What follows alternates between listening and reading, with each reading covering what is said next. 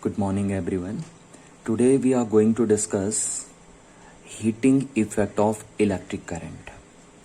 And this topic is also known as Joule's law of heating because Joule was the first scientist who told how much heat is produced in a conductor when some current is passes through it. So that's why the heating effect of electric current is also known as Joule's law of heating. So firstly, let me show you some pictures. So in this picture, you can see different type of electrical devices like electrical iron, room heater, electric kettle, and hair dryer. These are different type of electrical devices. And children, please remember these electrical devices are also known as conductors because these all electrical devices is made up by the conducting materials. So that's why these electrical devices are also known as conductors या resistors because every conductor has some value of resistance. So that's why every conductor is also known as resistor. So here you can see these are electrical devices, yeah, these are conductors, yeah, these are resistors. You can use any terminology for these devices. And you would have to notice that when we send some current in these electrical devices, then these devices is heated up. So here we can see that the production of heat in the conductor due to the flow of electric current through in it is called heating effect of electric current. So here we can write the production of heat. The production of heat in conductor due to the flow of electric current through in it is called heating effect of electric current. Heating effect of electric current. Now let us see from where this heat energy comes. So the question is from where this heat energy comes. This heat energy comes. So for finding the answer of this question, we can move towards the conductor. And we know in every conductor, yeah, in each conductor, there are large number of free electrons and the large number of metal ions. And the number of metal ions and free electrons in every conductor are always be equal. So as I told you earlier also, every conductor has a large number of free electrons. And these free electrons in a conductor are moved in different direction. So that's why we can say the motion of free electrons inside a conductor is a random motion because these free electrons moves in different directions inside the conductor. So that's why these electrons are known as free electrons. Now when a conductor is connected across the source of electrical energy like this, suppose this conductor which has a plenty of free electron is connected to the source of electrical energy. Electrical energy means battery or cell because battery or cells is known as source of electrical energy. So when this conductor is connected to the source of electrical energy, then these free electrons inside the conductor gain the kinetic energy from this source of energy. And these free electron move towards the positive terminal of the battery, because they have kinetic energy. And from which they gain a kinetic energy? They gain a kinetic energy from the battery. And due to their kinetic energy, they move towards the positive terminal of the battery. But the motion of these free electrons in the conductor is not a smooth, because when they move towards the positive terminal of a battery, then these free electrons continuously collides with metal ions. These free electrons are continuously collide with metal ions. So that's why the motion of these free electrons is not a smooth motion. So as a result of this collision, these free electron loses their kinetic energy, and this kinetic energy would comes out in the form of heat, because we know, according to the law of conservation of energy, energy is neither be created nor be destroyed, but it can convert it from one form to another form. So when these free electron gain the kinetic energy from battery, and when they are collide with metal ions, then they lost their kinetic energy, and this kinetic energy is converted into in form of heat. So here the loss in kinetic energy of the electrons is converted into heat energy. So that's why we can say higher is the collision in the of the free electrons in the conductor, higher amount of heat is produced in the conductor. What I said, higher is the collision of free electrons inside the conductor, higher is the amount of heat produced in that conductor. And we also know the collision of free electrons in a conductor are responsible for the resistance of the conductor. So higher is the collision of free electrons inside the conductor, then higher will be the resistance of the conductor. And so we conclude that high collision makes high resistance, and high resistance make high heat in the conductor. So whenever the resistance of any conductor is high, it means more amount of heat produced in that conductor. So finally we can say this resistance, this collision of free electron inside the conductor are the source of heat energy. So I think you must have understood this.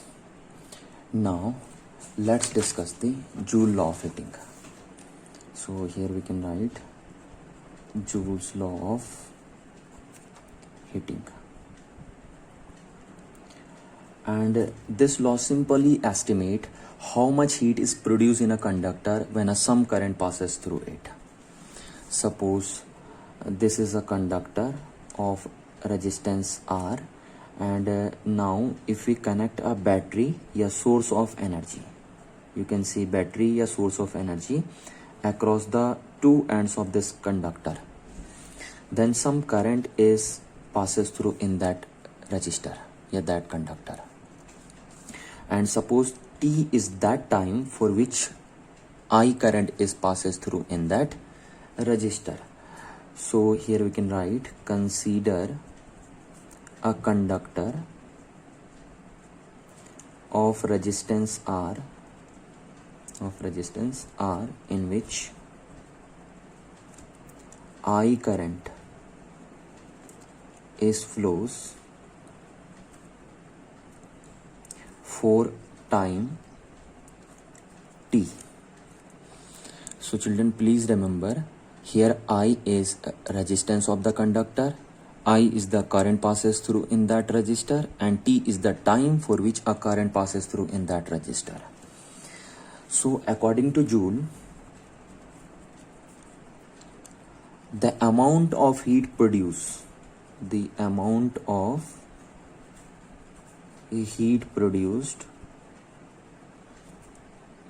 produced in the conductor the amount of heat produced in the conductor is directly proportional to the square of the current passes through in that conductor. Are you understood what I said? According to Joule, the amount of heat produced in the conductor is directly proportional to the square of the current passes through in that conductor. This means that if we increase the current 2 times, then the heat is increased by 4 times. And if we increase the current 4 times, then it means the heat produced in the conductor increased by 16 times. So that's why Joule says a heat produced in the conductor is directly proportional to the square of the current passes through in that conductor. Now, the second one is the heat produced in the conductor is also directly proportional to the resistance of the conductor. It means higher is the resistance of the conductor, higher is the amount of heat produced in that conductor. And if the value of a resistance of a conductor is low, then it means low amount of heat is produced in that conductor. So that's why Joule says heat is directly proportional to the value of a resistance of the conductor. And as I told you earlier also, the higher is the resistance of the conductor, higher is the amount of heat produced in that conductor. And now the third one factor is the amount of heat produced in a conductor is directly proportional to the time for which current passes through in that conductor. Higher is the amount of time for which a current passes through in the conductor, higher is the amount of heat produced in that conductor. And if the lower is the time for which a current passes through in the conductor, then it means lower amount of the heat produced in that conductor. So that's why Joule says the heat produced in the conductor is directly proportional to the time for which a current passes through in that conductor. So according to Joule, the amount of heat produced in the conductor is directly proportional to the square of a current, is directly proportional to the value of a resistance of the conductor, and is directly proportional to the time for which a current passes through in the conductor. So by combining these all three results, we get H is directly proportional to I square R into T, and here is H is heat. So according to Joule, the heat produced in a conductor is directly proportional to the square of a current, and directly proportional to the value of a resistance of the conductor, and directly proportional to the time for which current passes through in that conductor. So now if we replace this proportional sign by an equal sign, then we need a constant which can balance the left hand side and right hand side of this equation. So here we put a constant K, I square R into T. So here we take the value of K is 1. Here K is equal to 1. Then we will get H is equals to I square R into T. So this is a formula through which we can calculate the amount of heat produced in the particular resistor. So children, please remember this formula. This formula is very helpful to find out the amount of heat produced in the conductor. And the SI unit of heat is Joule. ठीक है, तो आपको इस फॉर्मूले को याद रखना है, बिल्कुल एकदम दिमाग में बिठा के रखना है ये चीज़, ये आपके बहुत काम आने वाली है. ठीक है. और क्या कहता था जूल कहता था कि जो हीट प्रोड्यूस होगी किसी भी कंडक्टर में वो डायरेक्टली प्रोपोर्शनल होगी करंट के स्क्वायर के, डायरेक्टली प्रोपोर्शनल होगी रेजिस्टेंस की वैल्यू के, और डायरेक्टली प्रोपोर्शनल होगी टाइम के, जितनी टाइम के लिए आपने करंट फ्लो करवाया है.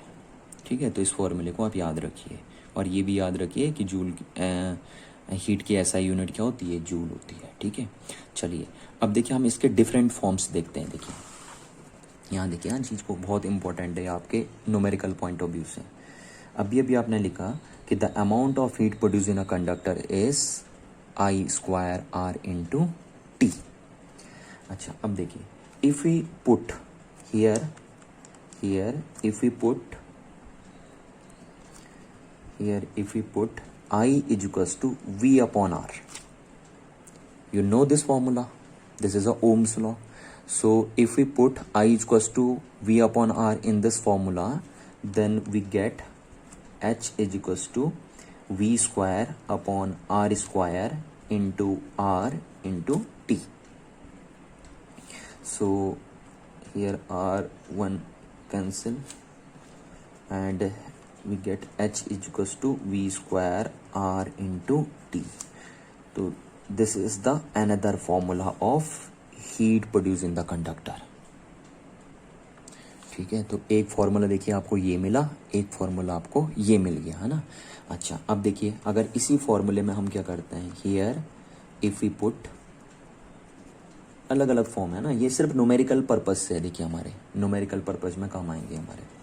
तो here if we put R equals to V upon I, अब इस फॉर्मूले में अगर मैं R equals to V upon I put कर देता हूँ तो हमें क्या मिलता है, देखिए देन वी विल गेट, क्या मिलेगा हमें, देखिए H is equals to I square into R के सामने हमने क्या पुट कर देना है, वी अपॉन आई और into T. So I cancel, then we will get H is equals to I into V into T. So देखिए एक फॉर्मूला आपको ये भी मिल गया है, ठीक है।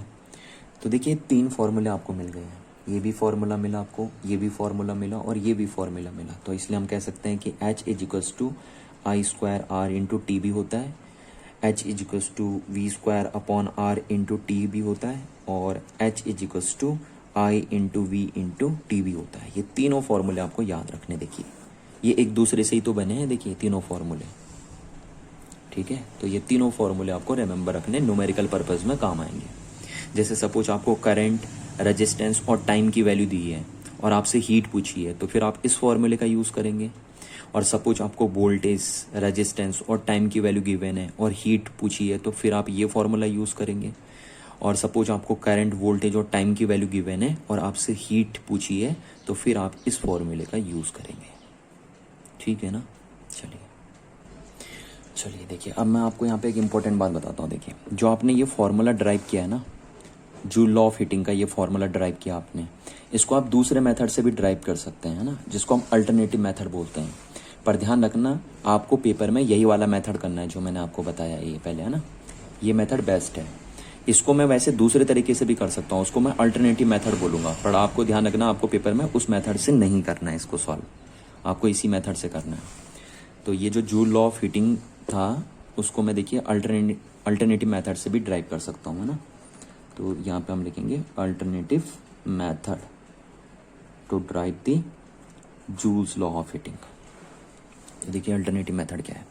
सपोज एक रजिस्टर है ये आर, और इसके अक्रॉस आपने बैटरी लगा दी V वोल्ट की, ठीक। और इस V वोल्ट की बैटरी से सपोज इस रजिस्टर में I करंट फ्लो हो गई T टाइम के लिए, ठीक है ना।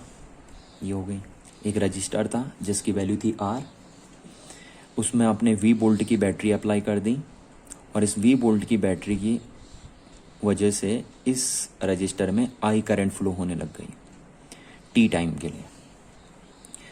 तो यहाँ से देखिए हम क्या बोल सकते हैं, आपको पता है the potential difference is the amount of work done on पर यूनिट चार्ज। आपने पढ़ा था ना इलेक्ट्रिक पोटेंशियल डिफरेंस में, मैंने आपको ये बताया था, what is the electric potential difference, it is the amount of work done on a per unit charge. तो ये फॉर्मूला हम जानते हैं, since V equals to W upon Q0, and here W is the work done by a battery. So W is equals to Q into V, and we also know V is equals to RI from the Ohm's law. This is a Ohm's law. तो हम जानते हैं V की value इतनी होती, देखिए। तो therefore अगर हम यहाँ रख दें V की वैल्यू, तो we get W is equals to Q into are आई हो गया आपका, देखिए आर आई। अच्छा अब देखिए सिंस हमारे पास क्या होता है Q is equal to, Q का फॉर्मूला भी हम जानते हैं, Q इज इक्वल टू क्या होता है I इंटू टी, ये आपने पढ़ा है ना। करंट का फॉर्मूला मैंने आपको बताया था, करंट क्या होता है flow of charge on a per unit time. Current का फॉर्मूला ये है, flow of charge on a per unit time is known as a current. तो यहाँ से चार्ज का फॉर्मूला क्या हो जाएगा, करंट इंटू टाइम। तो ये रख दिया हमने, since charge equals to current into time, therefore W equals to क्या हो जाएगा, देखिए अगर हम Q की वैल्यू यहाँ से उठा के यहाँ पुट कर दे तो I into T into R into I. ठीक है, ये तो Q की वैल्यू पुट कर दी हमने यहाँ से, Q के सामने I इंटू टी पुट कर दिया, ये R है और ये I है। तो यानी W इक्वल्स टू आपका हो गया आई स्क्वायर आर इंटू टी। ठीक है, ये हो गया आपका। तो यानी W इक्वल्स टू हम ऐसे लिख सकते हैं, देखिए I square R into T. Clear है बात। अच्छा अब ये वर्क डन किसका है, बैटरी का है ये वर्क डन। ठीक है, तो जो भी वर्क डन बैटरी करेगी वही वर्क डन हीट के फॉर्म में डिसिपेट होगा, क्योंकि देखिए वर्क और एनर्जी एक ही चीज़ है, वर्क और एनर्जी सेम चीज़ होती हैं। ठीक है, तो जो भी वर्क डन बैटरी करेगी वही वर्क डन एनर्जी के फॉर्म में क्या हो जाएगा, या हीट फॉर्म में क्या हो जाएगा, डिसिपेटेड हो जाएगा। तो यहाँ से हम बोल सकते हैं कि this work done by the battery is dissipated in the form of heat. So here we can write the work done by a battery is equivalent to the heat dissipated. So here H is equals to I square R into T. देखिए वही formula आ गया ना joule law of heating का, जो आपने यहाँ drive किया था, देखिए यहाँ। ठीक है, तो ये अल्टरनेटिव मेथड बोला जाता है, पर ध्यान रखना आपको पेपर में इसी मेथड से करना है, इस मेथड से आपको नहीं करना है। ठीक है, पर अगर आपको जनरल पर्पज से ड्राइव करना है जूल्स लॉ तो फिर आप अल्टरनेटिव मेथड से भी ड्राइव कर सकते हैं और इस बेसिक मेथड से भी आप ड्राइव कर सकते हैं, it is up to you. अच्छा देखिए यहाँ पे अब हम आपको एक बहुत इंपॉर्टेंट बात बताएंगे, जरा आप इस फॉर्मूले को देखिए। ठीक है, इसको जरा मैं अब दोबारा लिखता हूँ, देखो यहाँ पे। ठीक है, ये फॉर्मूला आपको देखो दिख रहा है, देखो एच के कौन कौन से फॉर्मूले हमने ड्राइव किए, H is equals to I square R into T.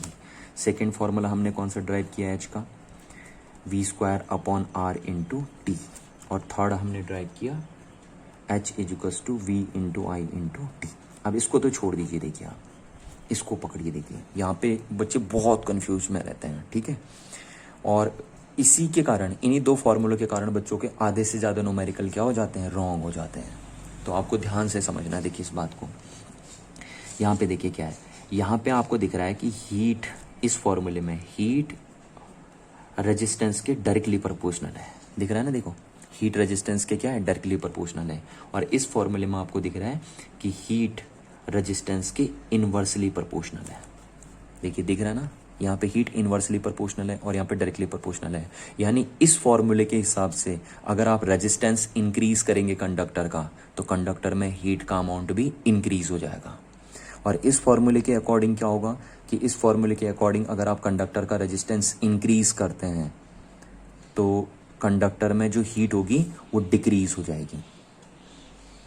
ठीक, तो ये दो फॉर्मूले अलग अलग बातें बता रहे हैं। ये बता रहा है कि हीट रेजिस्टेंस इंक्रीज करने से हीट इंक्रीज हो जाएगी, अगर आप कंडक्टर का रेजिस्टेंस इंक्रीज करते हैं तो कंडक्टर में हीट इंक्रीज हो जाएगी, ये फॉर्मूला ये बता रहा है। और ये फॉर्मूला बता रहा है कि अगर आप कंडक्टर का रेजिस्टेंस इंक्रीज करते हैं तो ये डिक्रीज हो जाएगा, हीट डिक्रीज हो जाएगी। तो अब ऐसा तो हो नहीं सकता ना, एक ही साथ दो बातें तो हो ही नहीं सकती, या तो कंडक्टर में हीट रेजिस्टेंस के साथ इंक्रीज ही कर रही होगी या फिर डिक्रीज ही कर रही होगी, दोनों बातें एक साथ सही नहीं हो सकती हैं।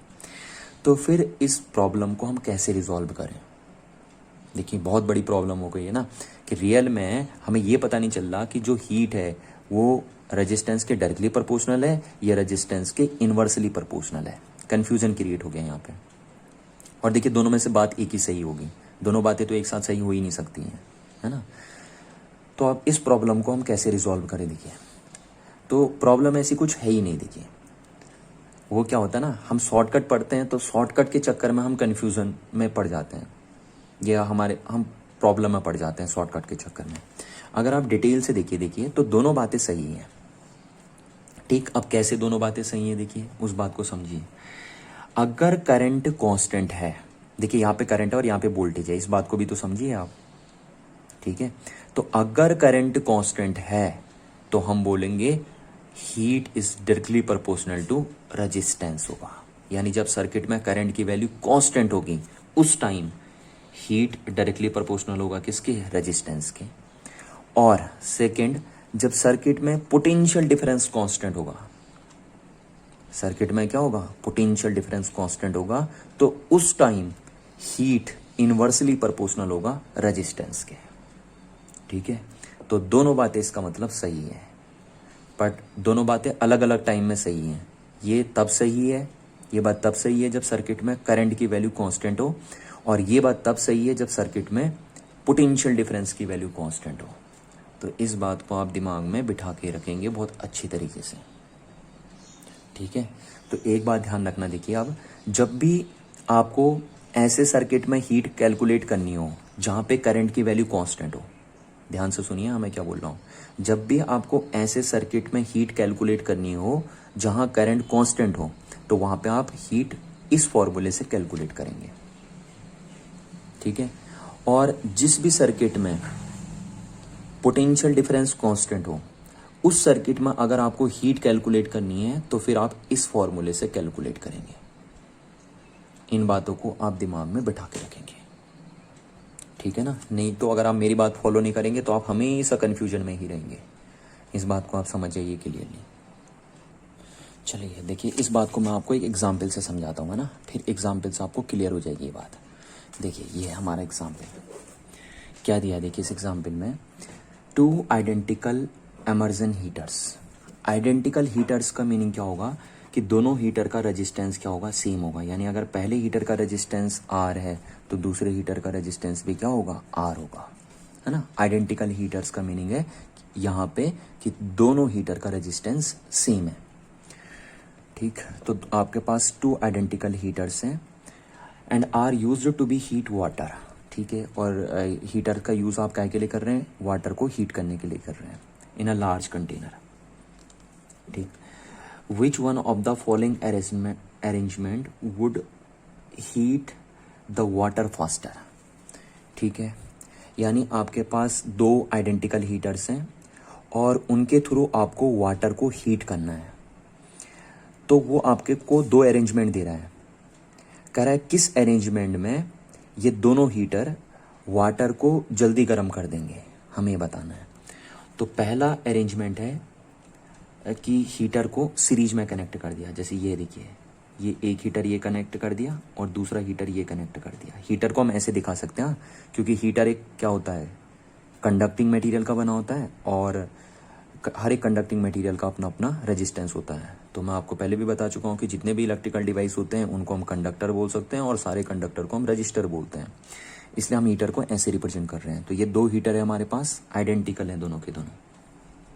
ठीक है, तो दोनों का रेजिस्टेंस R है और दोनों को कैसे कनेक्ट करना है, सीरीज में कनेक्ट करना है। तो दोनों को हमने सीरीज में कनेक्ट कर दिया और इनके ऊपर से एक कंटेनर रख दिया। ठीक है, इस कंटेनर में हमने वाटर को हीट करना है और इसको सप्लाई दे दी हमने। अब कितने वोल्ट की सप्लाई देनी वो तो लिखा नहीं है, तो हम यहाँ मान लेते हैं कि V वोल्ट की सप्लाई हमने इसे दे दी है। ठीक, तो ये तो हो गया हमारे जो 2 हीटर्स हैं उनका सीरीज अरेंजमेंट हमने कर दिया, connecting the heaters in series with the main supply. ये मेन सप्लाई है हमारी और उसके साथ हमने दोनों हीटर्स को सीरीज में कनेक्ट कर दिया और ये वाटर को रख दिया उनके ऊपर से गर्म करने के लिए। ठीक, अच्छा दूसरा अरेंजमेंट में हमें क्या करना है कि जो वाटर है उनको हीटर के पैरेलल कॉम्बिनेशन के थ्रू हीट अप करना है।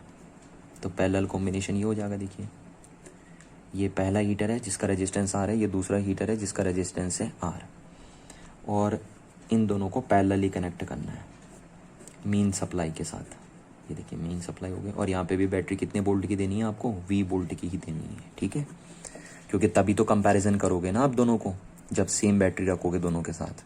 अब ये बैटरी बड़ी दोगे तो जाहिर सी बात है जल्दी पानी गर्म हो जाएगा, बैटरी छोटी रहेगी तो जाहिर सी बात है पानी देर में गर्म होगा ना। तो बैटरी दोनों की इसमें सेम रखनी है। तो यहाँ पे देखिए क्या कर रहा है, यहाँ पे वाटर को हीटर के सीरीज कॉम्बिनेशन के थ्रू हीट अप कर रहा है और इस केस में वाटर को हीट कर रहा है हीटर के पैरेलल कॉम्बिनेशन के थ्रू। ठीक है, तो अब हमें ये बताना है कि किस केस में या किस अरेंजमेंट में पानी जल्दी गर्म हो जाएगा। ठीक है, इस केस का पानी जल्दी गर्म हो जाएगा या इस केस में पानी जल्दी गर्म हो जाएगा, हमें ये बताना है। ठीक है, तो ओबियसली पानी उस केस में जल्दी गर्म होगा जहाँ पे ज़्यादा हीट प्रोड्यूस होगी। तो अब हम देखते हैं कि किस केस में ज़्यादा हीट प्रोड्यूस होती है, जब हीटर्स को सीरीज में कनेक्ट किया जाता है या जब सीरीज हीटर को पैरेलल में कनेक्ट किया जाता है। हम देखेंगे, अब हमें ये पता करना है कि इन दोनों केस में, इन दोनों अरेंजमेंट में ज़्यादा हीट कब प्रोड्यूस होगी, क्योंकि जिस केस में ज़्यादा हीट प्रोड्यूस होगी उसी केस में जल्दी पानी गर्म हो जाएगा हमारा। ठीक है, चलिए तो अब देखिए क्या है, हम कौन सा फॉर्मूला यूज़ करें हीट का, क्योंकि हमें हीट के बारे में बताना है यहाँ पे कि किस केस में ज़्यादा हीट प्रोड्यूस होगी। तो हम अब हीट का कौन सा फॉर्मूला यूज़ करें, देखिए हमारे पास ये अलग अलग फार्मूले हैं। तो यहाँ पे हम हीट का ये वाला फार्मूला यूज़ करेंगे। ठीक है, क्यों यूज़ करेंगे, क्योंकि देखिए पोटेंशियल डिफरेंस दोनों केस में क्या है, सेम है। देख रहे हैं ना, तो मैं आपसे वही तो कह रहा हूँ कि अगर पोटेंशियल डिफरेंस सेम हुआ तो फिर आप इस फॉर्मूले का यूज़ करेंगे, और अगर करंट की वैल्यू सेम होती दोनों केस में तो फिर हम इस फॉर्मूले का यूज़ करते हैं। तो यहाँ पे आप ध्यान रखेंगे कि आपको सिर्फ इसी फॉर्मूले का यूज़ करना है। अगर आप इस फॉर्मूले के बेस पे यहाँ पे आंसरिंग करने की कोशिश करेंगे तो आपका आंसर रॉन्ग हो जाएगा। ठीक है, तो हम इस फॉर्मूले के बेस पे आंसरिंग करेंगे। देखिए यहाँ पे तो हम लिखेंगे since H is equals to V square upon R into T. ठीक है, ये अभी अभी आपने पढ़ा है, ये फॉर्मूला लिखा हमने।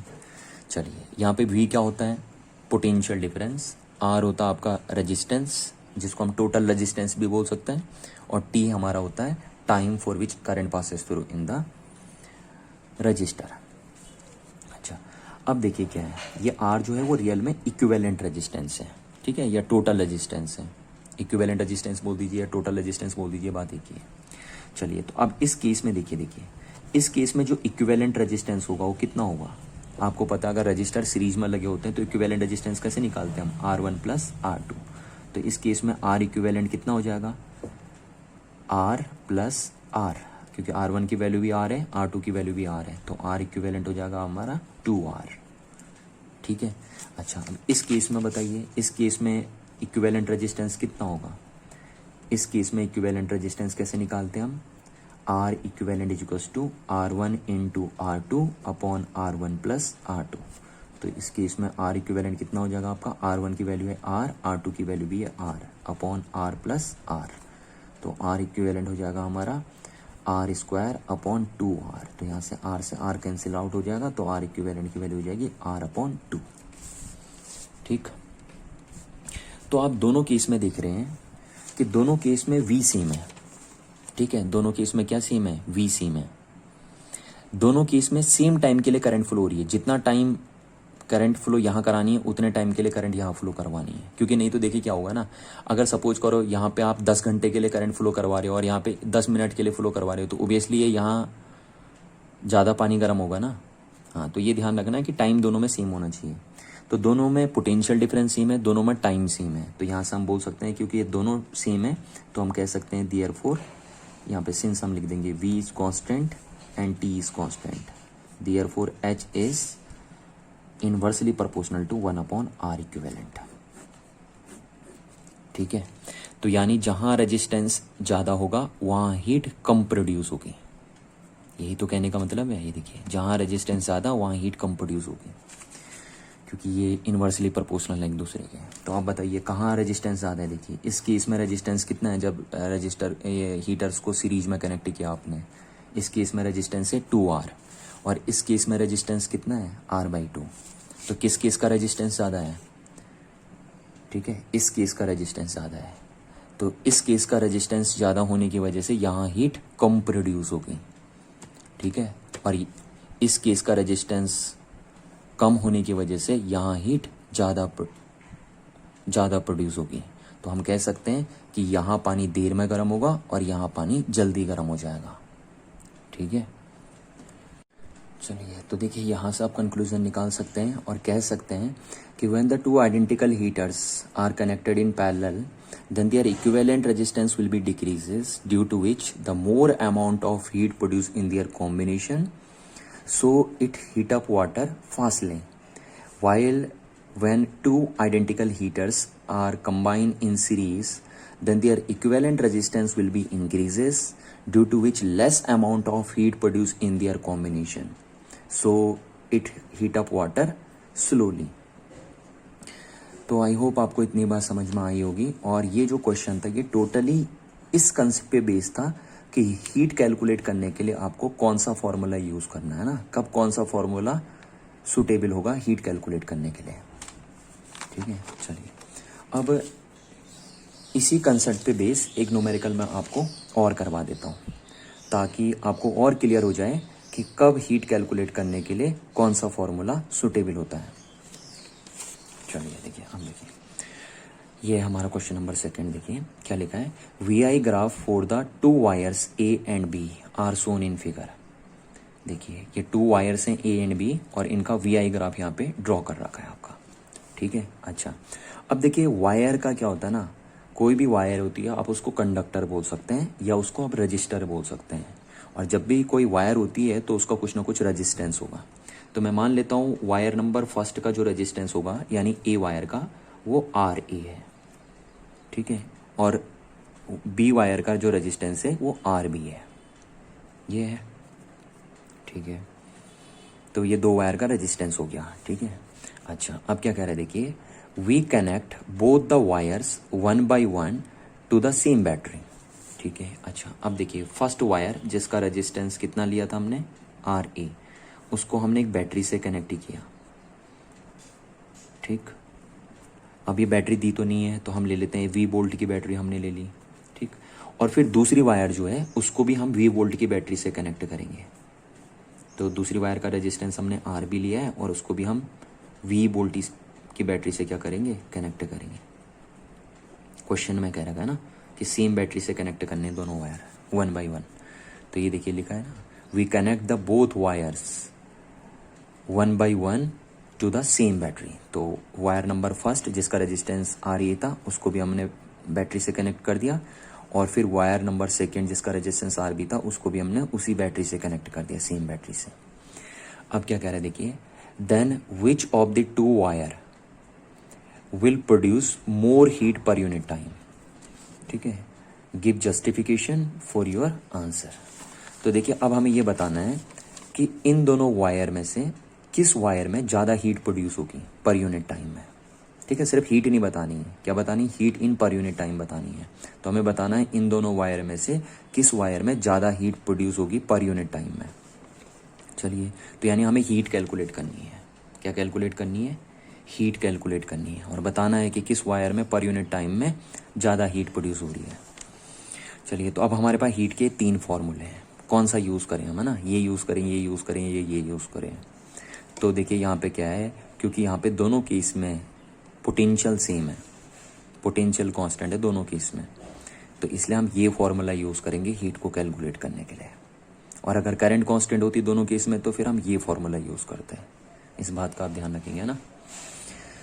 चलिए, अच्छा तो अब देखिए हम लिखेंगे since H is equals to V square upon R into T, ये फॉर्मूला होता है हीट का। अच्छा अब देखिए यहाँ पे, तो यहाँ पे हमने H अपॉन टी नीचे लिया है क्योंकि यहाँ पे हमें हीट कैलकुलेट नहीं करनी है, हमें क्या कैलकुलेट करना है, heat per unit time calculate करना है। ठीक है, तो इसलिए हम यहाँ टाइम को नीचे लिया है। चलिए, तो इसको हम पढ़ेंगे heat per unit time is equal to हो गया आपका वी स्क्वायर अपॉन आर।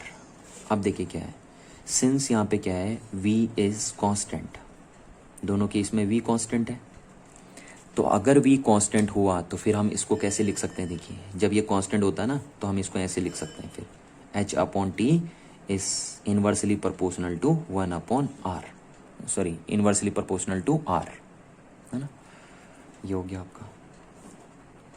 तो ये लिख दिया हमने, यानी हम कह सकते हैं कि heat per unit time is inversely proportional to are.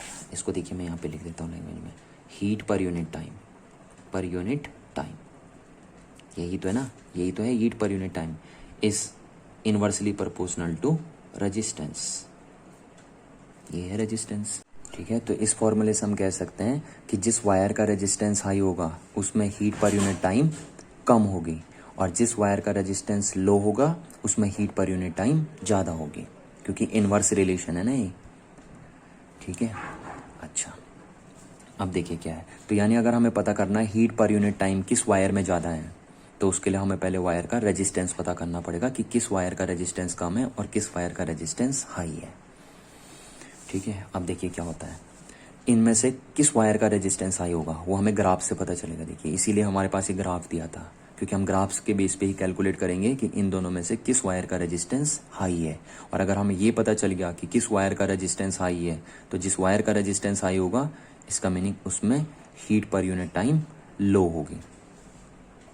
ठीक है, तो अब हम क्या करते हैं, रेजिस्टेंस कैलकुलेट करते हैं कि किस वायर का रेजिस्टेंस हाई है। तो देखिए हमने आपको एक बात बताई थी ओम्स लॉ में, since the slope of V I graph indicate the resistance of the wire. ठीक है, वी आई ग्राफ का जो स्लोप होता है वो वायर के रेजिस्टेंस को इंडिकेट करता है।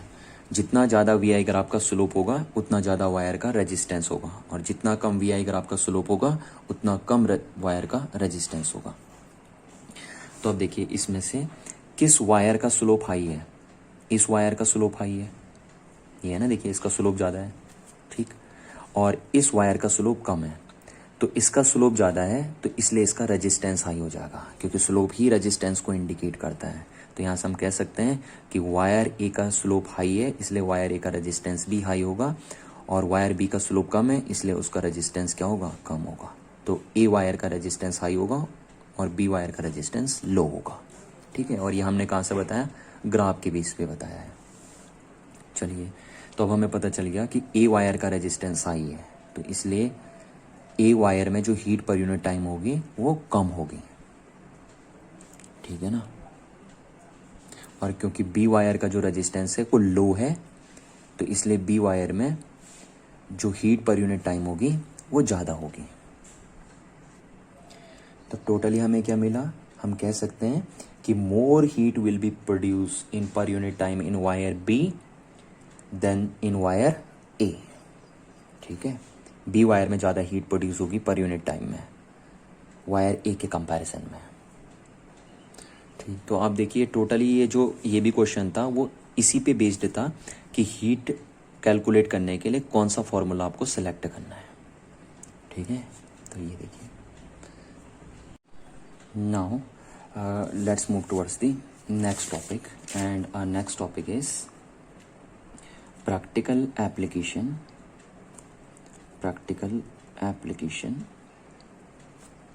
of heating effect of electric current,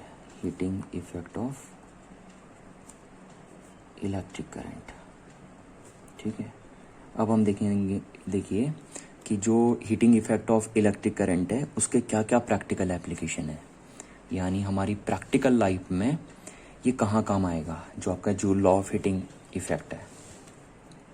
ठीक है, चलिए पहला एप्लीकेशन देखिए क्या है हमारे पास। जो आपके घर में जितने भी ऐसे अप्लाइंस होते हैं जिनमें आप इलेक्ट्रिक करंट पास कराते हो और वो हीट अप हो जाते हैं, वो सब इसी थ्योरी पे बेस्ड होते हैं, heating effect of electric current पे ही बेस्ड होते हैं वो सारे इलेक्ट्रिकल अप्लाइंस आपके। जैसे कौन हो गया आपका, देखिए इलेक्ट्रिक हीटर। ठीक है, इसमें भी आप देखिए करंट पास करवाते हैं और ये हीट अप हो जाता है ना। इलेक्ट्रिक आयरन, इसमें भी आप देखते हैं कि आप करंट पास कराते हैं और ये हीट अप हो जाता है। टोस्टर जो आपने देखा होगा, सेम सब यही है, देखिए ना, टोस्टर हो गया। एंड वाटर हीटर, ये जो आपके वाटर हीटर होते हैं। ठीक है, ETC लिख देता हूँ मैं, बहुत सारे होते हैं ऐसा आपके घर में।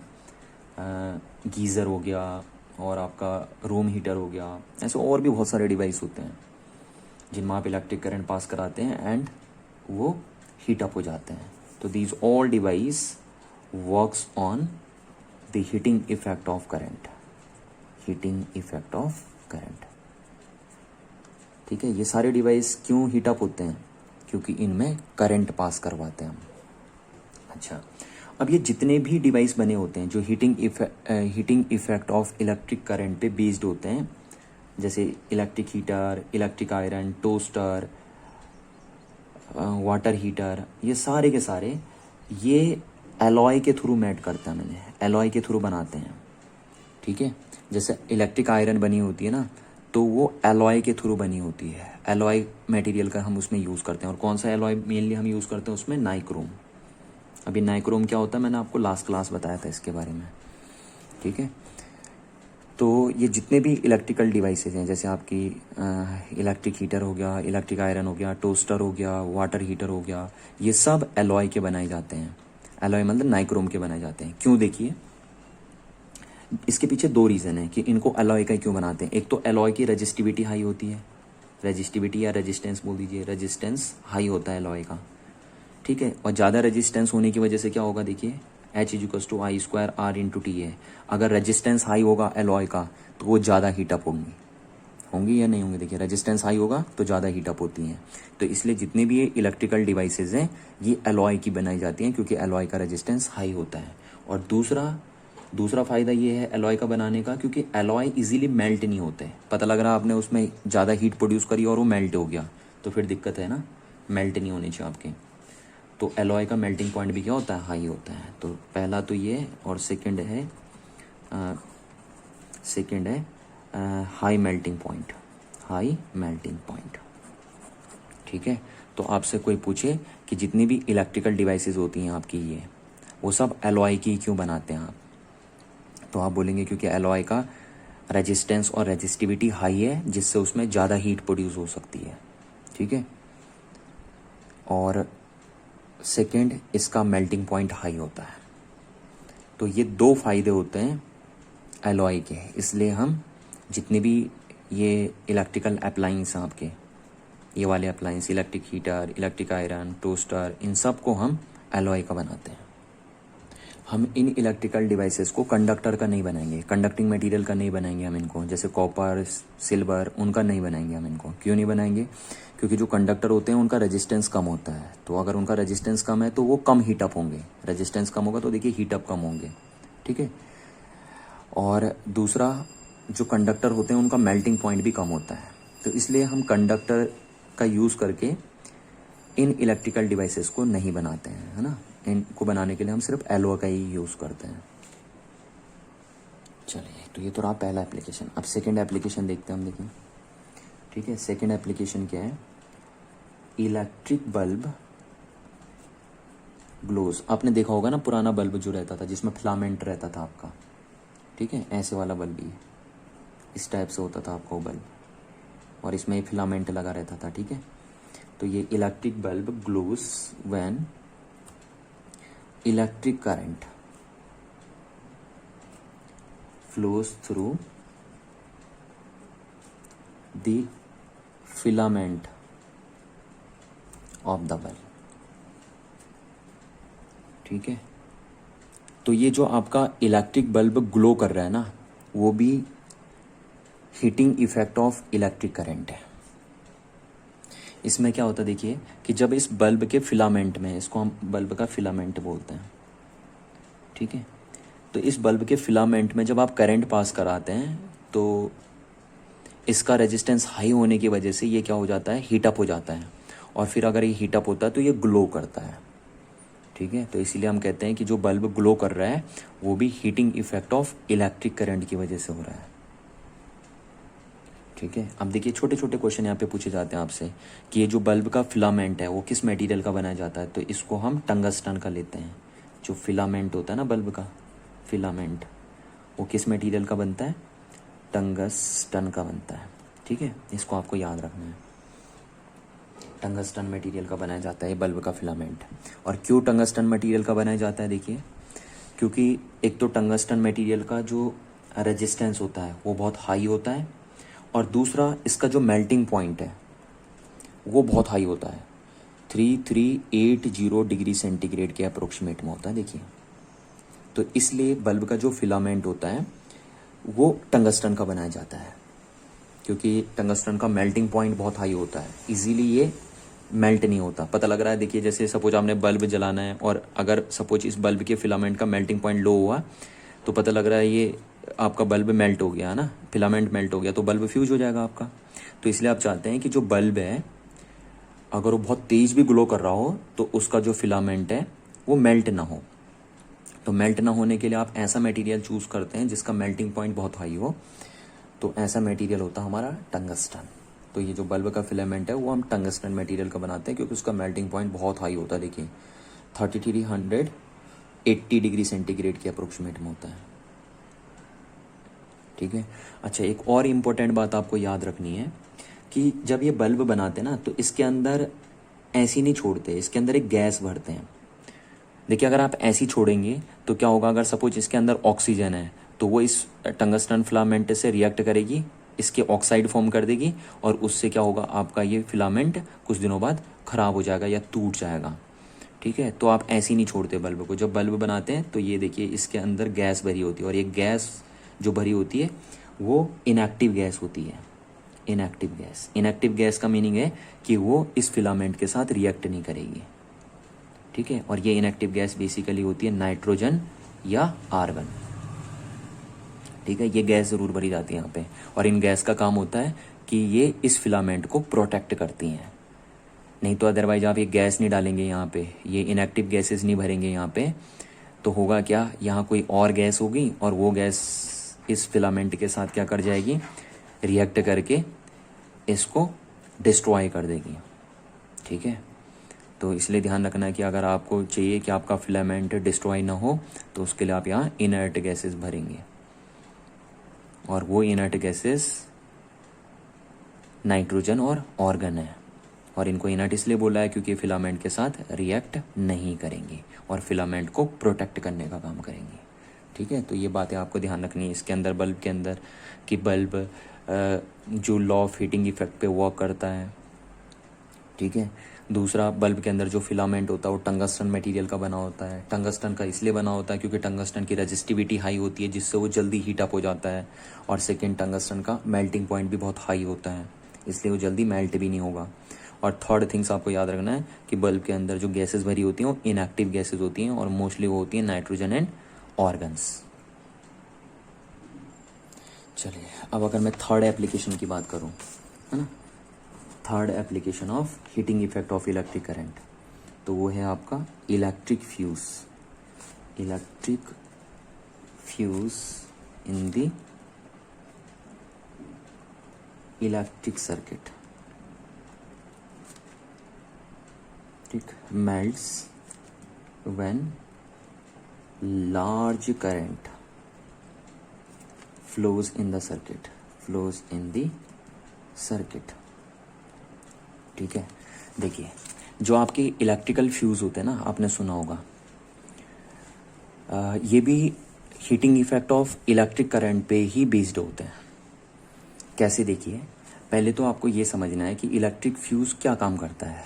इलेक्ट्रिक फ्यूज आपके जितने भी इलेक्ट्रिकल डिवाइसेस हैं उनको प्रोटेक्ट करता है, उनको फ्यूज होने से रोकता है, इसीलिए इसका नाम क्या रखा है, इलेक्ट्रिक फ्यूज रखा है। ये आपकी जितने भी डिवाइसेस हैं उनको सेफ्टी प्रोवाइड करता है इलेक्ट्रिक फ्यूज। अब देखिए कैसे, जैसे सपोज ये आपके घर में मेन स्विच है ना, ये मेन्स लगा आपका एसी मेन्स। ठीक है। कैसे करके, हम आपको ये बता रहे हैं कि इलेक्ट्रिक फ्यूज कैसे करके आपके घर के जो इलेक्ट्रिकल अप्लायंस है उनको कैसे करके सेफ्टी प्रोवाइड करता है। यानी हम इलेक्ट्रिक फ्यूज का फंक्शन देख रहे हैं कि किस तरीके से फंक्शनेट होता है। तो ये एसी मेन्स है हमारे घर का, जैसे सपोज। अब यहाँ पे क्या हुआ, ये देखिए हमारे घर में जितने भी इलेक्ट्रिकल अप्लायंस होते हैं वो सब पैरेलल कनेक्टेड होते हैं ना। तो ये जैसे फैन लगा यहाँ पे, ठीक है, ये फैन लगा है और ये हमारा टीवी सेट लगा है सपोज यहाँ पे। ठीक है। ऐसे और भी कुछ हो सकता है, जैसे यहाँ पे हमारा बल्ब लगा है। ये जितने भी हमारे इलेक्ट्रिकल अप्लायंस होते हैं वो सब पैरेलली कनेक्ट होते हैं, फैन, टीवी, ये बल्ब। तो ये कर दिया हमने कनेक्ट। ठीक है। अच्छा, अब अगर देखिए हमने फ्यूज नहीं लगाया यहाँ पे तो हुआ क्या, अगर सपोज करंट सडनली इंक्रीज हो गई, यहाँ पे कभी कुछ हुआ, जैसे नहीं बोलते, आपने सुना होगा कि वोल्टेज हाई हो गई। तो अगर सपोज करो कि यहाँ पे वोल्टेज हाई आ गई कभी, तो उसकी वजह से करंट क्या कर जाएगी, इंक्रीज कर जाएगी। और अगर करंट इंक्रीज कर गई, देखिए, ठीक है, करंट इंक्रीज कर गई इस वायर में वोल्टेज हाई होने की वजह से, तो आपको पता है करंट अगर आप हल्का सा भी इंक्रीज करते हैं तो हीट बहुत ज़्यादा अमाउंट में इंक्रीज हो जाती है। और अगर हीट बहुत ज़्यादा अमाउंट में इंक्रीज होगी तो ये आपके सारे डिवाइस जल जाएंगे, हीट की वजह से। ठीक है, तो अगर आपको इनको प्रोटेक्ट करना है तो उसके लिए आप पहले यहाँ पे लगाते हैं फ्यूज़। ठीक है, ये लेते हैं आप, ये देखिए ये फ्यूज़ ले लिया हमने, और फ्यूज़ को हमेशा मेन वायर के साथ कनेक्ट किया जाता है। देखिए जो मेन वायर होती है ना, लाइव वायर इसे हम बोलते हैं, लाइव वायर। ठीक है, और ये होती है न्यूट्रल वायर आपकी। दो होती हैं, आपने घर में देखा होगा कि रेड वायर होती है, एक ब्लैक वायर होती है। ठीक है, जिसको हम न्यूट्रल वायर बोलते हैं, न्यूट्रल वायर। तो फ्यूज हमेशा किस वायर के साथ लगता है, लाइव वायर के साथ लगाया जाता है। ऐसे देखिए ये, और इस फ्यूज के अंदर क्या बना होता है, एक ऐसे मटेरियल का वायर लगा होता है जिसका मेल्टिंग पॉइंट बहुत लो होता है। ठीक है, इसको हम फ्यूज़ वायर बोलते हैं। देखिए ये है फ्यूज़, और इसको हम फ्यूज़ वायर बोलते हैं। और फ्यूज़ वायर हमेशा उस मटेरियल का बनाया जाता है जिसका मेल्टिंग पॉइंट क्या हो, लो हो। ठीक, जैसे कॉपर या एल्युमिनियम, कॉपर या एल्युमिनियम, इनका मेल्टिंग पॉइंट बहुत लो होता है, तो फ्यूज़ वायर हमेशा कॉपर या एल्युमिनियम की बनाई जाती है। अच्छा, अब फ्यूज़ वायर ऐसी मटेरियल की क्यों बनाई जाती है जिसका मेल्टिंग पॉइंट लो हो, उसकी बात हम कर लेते हैं। ठीक है, जैसे क्या क्या हुआ, देखिए सपोज कि कभी आपके घर में करंट ज़्यादा आ गई, तो करंट ज़्यादा आने से ये आपका सर्किट हीटअप होगा। अब अगर हीटअप होगा तो सारा सर्किट हीटअप होगा, है ना। अब यहाँ से देखिए करंट जाएगी तो यहाँ से पहले स्टार्ट से यहाँ से जाएगी। अगर करंट ज़्यादा हो गई तो यहाँ ज़्यादा हीटअप होगा, और अगर ज़्यादा हीटअप होगा और आपने ये जो वायर बनाई है, ये जो वायर आपने लिए है यहाँ पे सर्किट में डाली है, अगर इसका मेल्टिंग पॉइंट लो है तो ये क्या होगा, ज़्यादा हीट होने की वजह से क्या होगा, मेल्ट हो जाएगा, और मेल्ट होगा तो यहाँ से ये कनेक्शन टूट जाएगा। और अगर ये कनेक्शन टूट गया आपका तो यहाँ से सर्किट ब्रेक हो गया, और अगर आपका सर्किट यहाँ से ब्रेक हो गया तो आपके ये जो इलेक्ट्रिकल अप्लायंस हैं ये सेफ हो गए आपके। ठीक है, फिर इन पे कोई फ़र्क नहीं पड़ेगा। तो इसीलिए हम कहते हैं कि जो फ्यूज़ वायर है वो उस मटेरियल के बनाते हैं हम जिसका मेल्टिंग पॉइंट लो होता है, ताकि वो फ्यूज़ वायर इजीली मेल्ट हो जाए अगर करंट हल्की सी भी ज़्यादा आए सर्किट में तो। ठीक है, तो इसलिए आपको हमेशा ये बात ध्यान रखनी है कि फ्यूज़ क्या करता है, electric fuse is a safety device which is always be connected in series with a live wire in the electric circuit. And electric fuse is a wire made up by a material whose melting point is very low. Example like copper, aluminium, iron या tin lead, ये भी बड़ा famous होता है tin lead. ठीक है, ये एक एलॉय होता है टिन लेड, इसका भी बनाया जाता है फ्यूज़ वायर। तो ये याद रखेंगे आप, कभी कभी आपके एग्जाम में पूछ देता है कि जो फ्यूज़ वायर बनती है वो किस मटेरियल की बनती है। तो कॉपर की भी बन सकती है, एल्युमिनियम की भी बना सकते हैं आप, और टिन लेड की भी बना सकते हैं आप। ठीक है, और ध्यान रखना कि फ्यूज़ वायर का मेल्टिंग पॉइंट हमेशा लो होता है। चलिए, तो आई होप आपको इतनी बातें समझ में आ गई होंगी।